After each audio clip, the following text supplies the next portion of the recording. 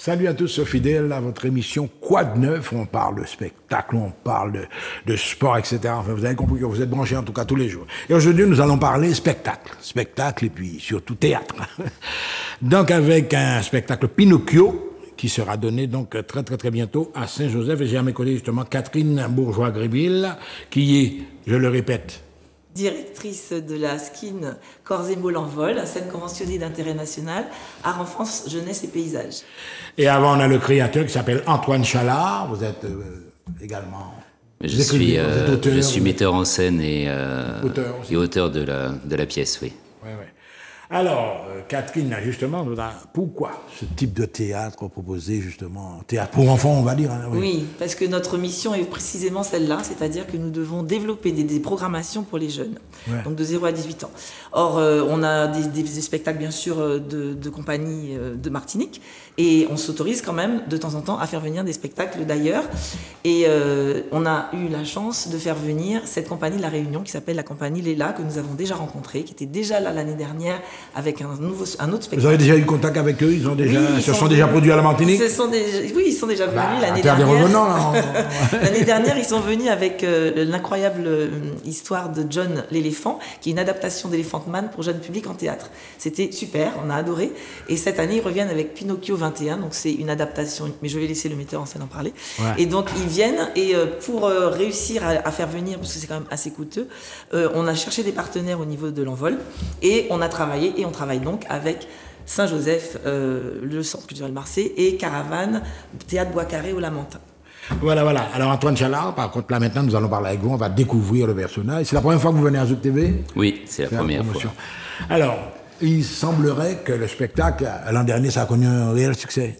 Alors l'an dernier, c'était un petit peu plus discret parce que c'était dans une autre salle, dans une petite salle. Oui. Et c'est justement parce que c'était trop discret à mon goût, que pas assez de gens l'avaient vu, qu'on a souhaité aller dans des salles qui puissent accueillir un peu plus de public. Parce que nous avons un local, mais c'est pas très grand au niveau de la jauge. Voilà. Alors Antoine Chalard, justement, alors là, vous avez eu l'occasion de tourner à travers le département d'Outre-mer, la France, etc. La troupe, vous avez combien de comédiens à peu près? Alors ça dépend. On a un répertoire qui est quand même assez important avec plusieurs spectacles et on change souvent de comédiens en fonction des spectacles. On va dire qu'on est une équipe artistique d'une dizaine de personnes et effectivement ce spectacle et les spectacles précédents, on les a tournés un peu en France, dans les dom-toms et dans le monde. Pinocchio, on vient de le représenter pendant 2 mois à Mexico, au Théâtre National. 2 mois à Mexico, mais c'est pas mal. Au Théâtre National de Mexico. Et en espagnol, là, on l'a présenté à Avignon il y a 2 ans, où ça a eu un bel écho. Et voilà, il continue sa vie. Et on essaye justement, notre objectif, c'est vraiment de jouer partout, aussi bien dans des grosses scènes, dans des gros théâtres avec des moyens considérables, que aller au plus proche du public en collège. Hier, par exemple, on nous disait à Sainte-Marie que on va dire le tiers des élèves n'avaient jamais vu de théâtre. Et ça, c'est notre mission à nous, en troupe de théâtre, d'aller au plus près du public pour qu'ils puissent découvrir ce que c'est réellement. Ils ne savaient pas. Mais justement, Antoine, à l'époque, quand j'étais prof, il y avait des pièces qui étaient systématiquement au programme. Les classiques de Molière, etc. Voilà. Donc, c'est pas tout à fait le même esprit. Là, maintenant, on a un choix un éventail beaucoup plus vaste. C'est-à-dire que quand on était enfant, nous, on nous balançait des Molières. Le Cid, les classiques, la VAR, etc. Mais qui sont des bonnes pièces, en l'occurrence. Mais moi, je sais que ça a failli me dégoûter du théâtre à tout jamais d'aller voir un Molière quand j'étais en 6e.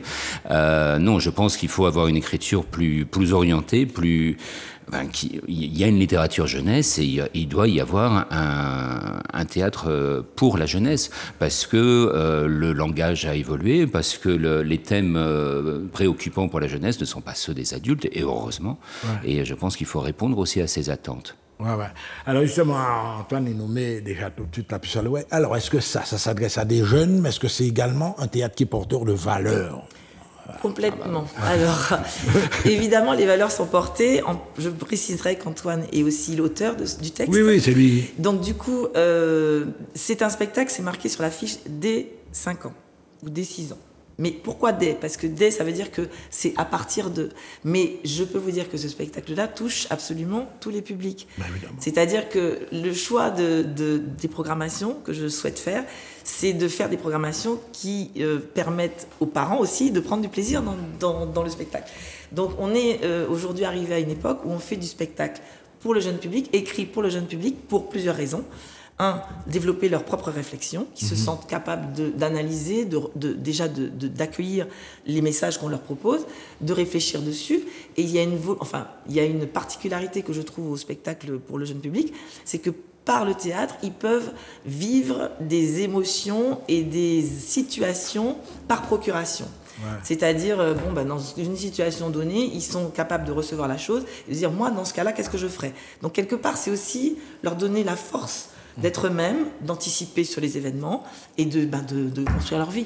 Ouais. Et c'est ce genre de spectacle qu'on recherche. Et dans Pinocchio, il y a des valeurs très Justement, fortes. Je reviens vers Antoine. Alors là, on est face à une société quand même qui a connu une mutation.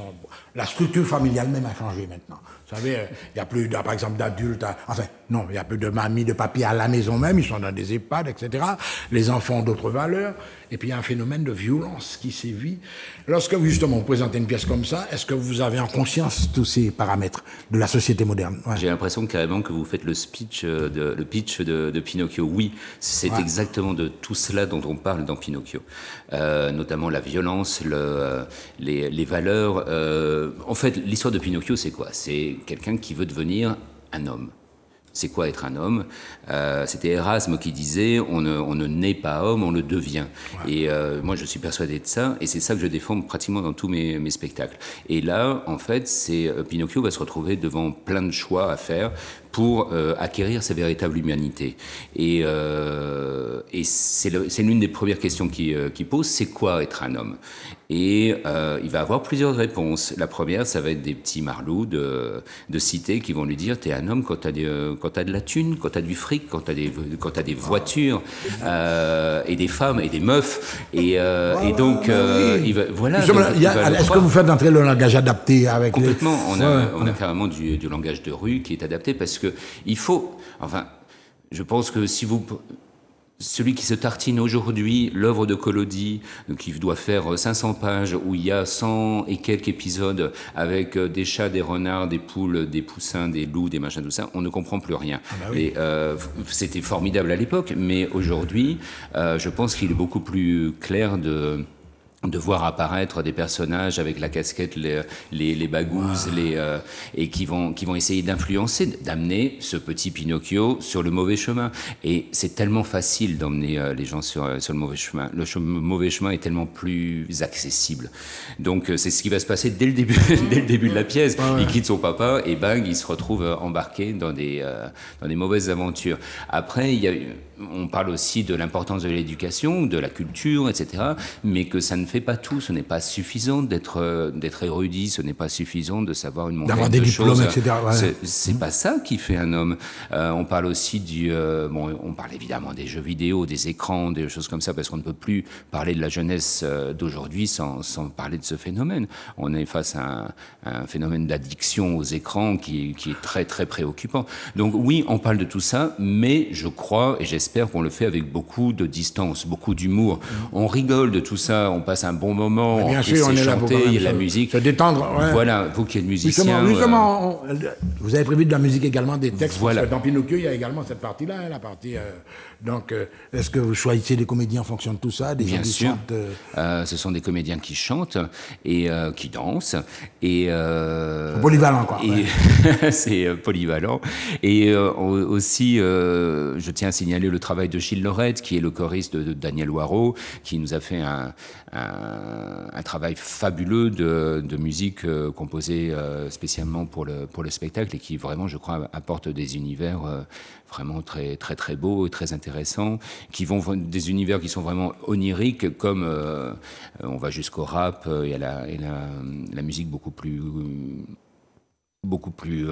c'est un petit peu américain, des fois il y a la tendance un petit peu non. Ça reste quand même dans les... Non, il y a quand même une influence maloya de toute façon. Nous on est de la Réunion, et le musicien est réunionnais, et son amour, sa joie, ça reste quand même le Maloya. Donc il y a toujours ça au fond. En Martinique, vous serez certainement amené à... Vous faites pas de zouk, là, en Martinique. Ben non, on fait pas le zouk, on vous laisse ça à vous. Je vais l'introduire dans la pièce. Parce que moi, je crois que c'est adaptable en fonction du lieu, etc. Ah bah si vous nous rejoignez sur scène pour faire du zouk, ce serait super. Alors, on va revenir.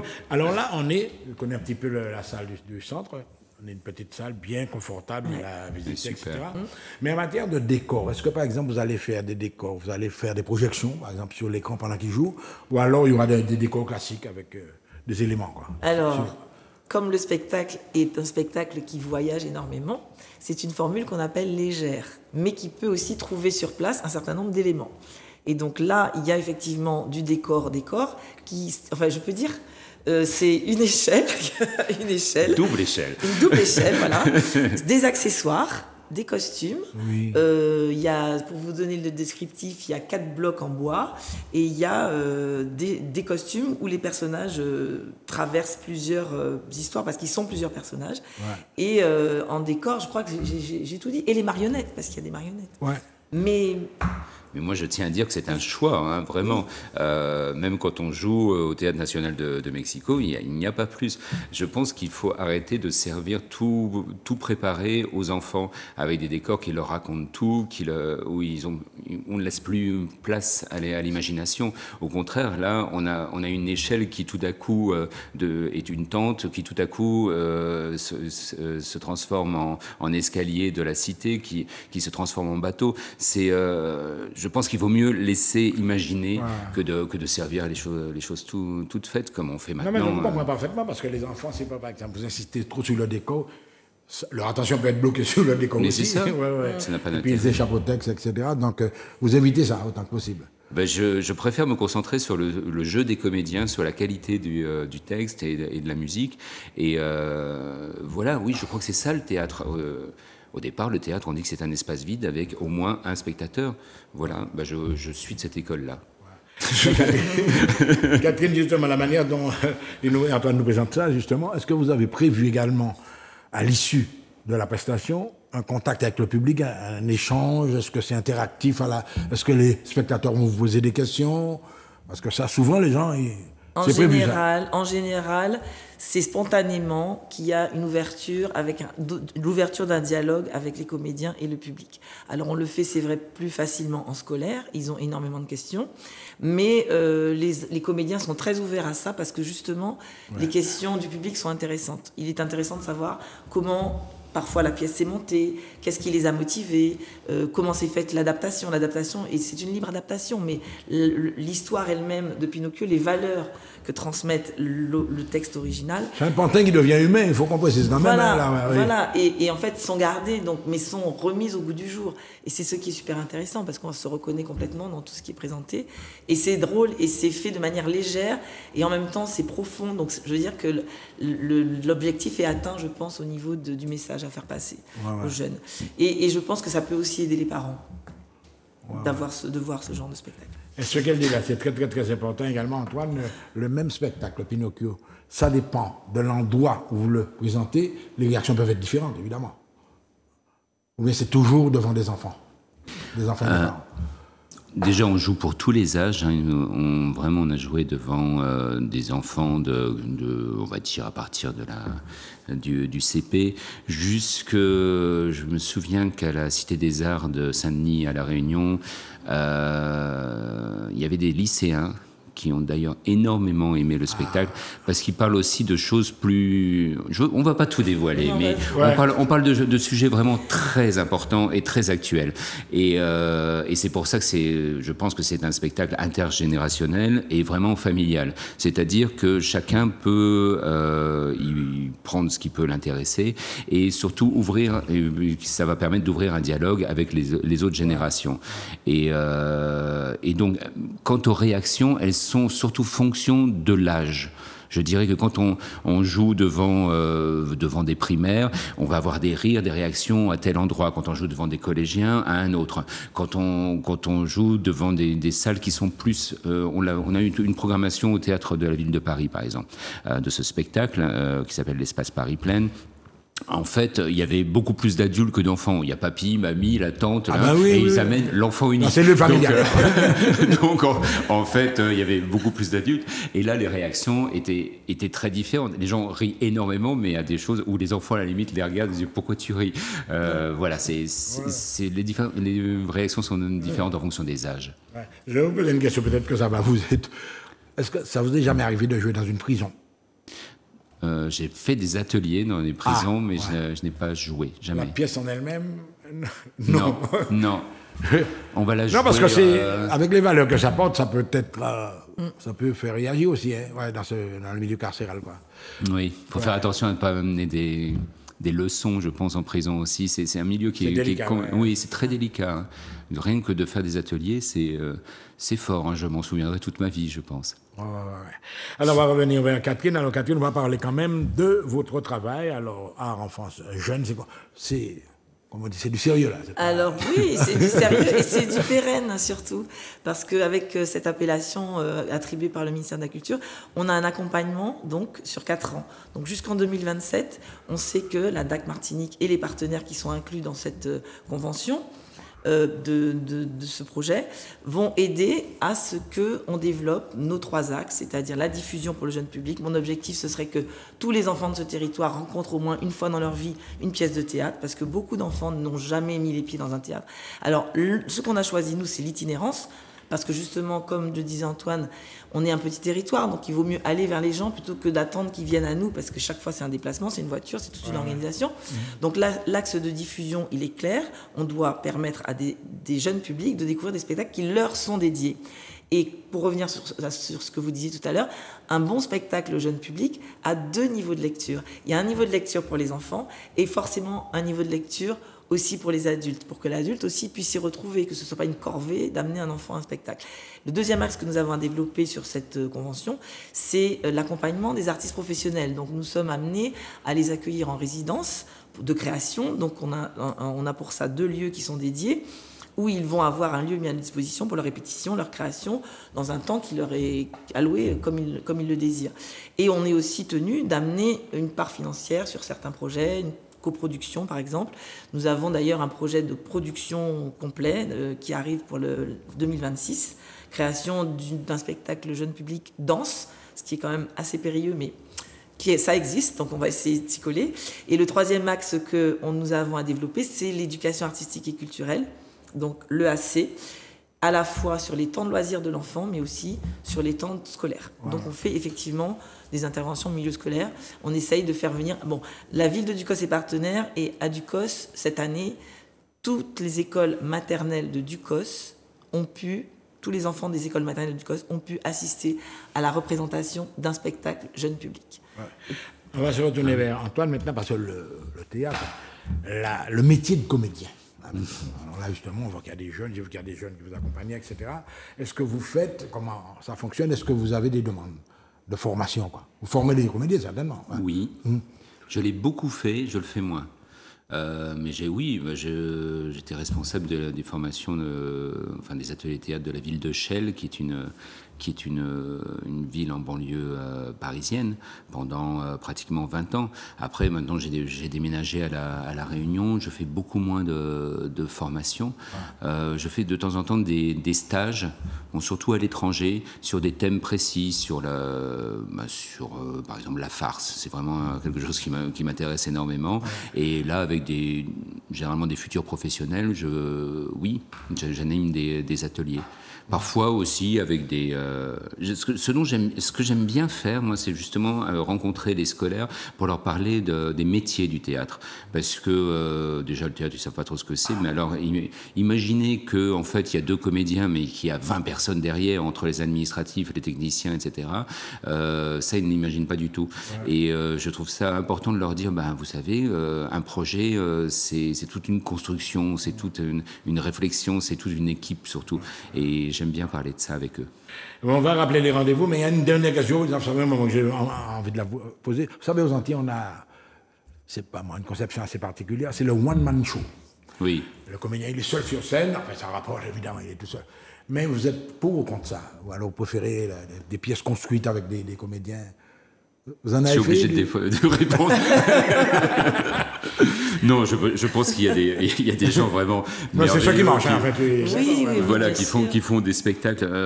Après, moi, je défends un théâtre écrit, un théâtre où il y a une dramaturgie, où il y a un sens. J'aime le théâtre quand il est politique et social. Donc, mais après, il y a des one-man shows qui sont vraiment intéressants et qui parlent de choses fondamentales aussi. Après, c'est pas forcément ma cam, mais je pense qu'il y a de la qualité dans ce domaine aussi. De toute façon, il y a de la qualité et de la crotte partout dans ce monde, donc là aussi. On vous remercie. Non, mais c'est bien qu'il me dise. C'est bien. Moi, ça me... Il fait 3 salles combien? Alors justement, on va rappeler les rendez-vous avec toi, Catherine. Alors, le premier rendez-vous, c'est demain, mercredi 26 mars, à 16h, au Centre culturel Marseille. Et je souligne que le travail qui est fait à Saint-Joseph est formidable au niveau, en tout cas, de l'accueil.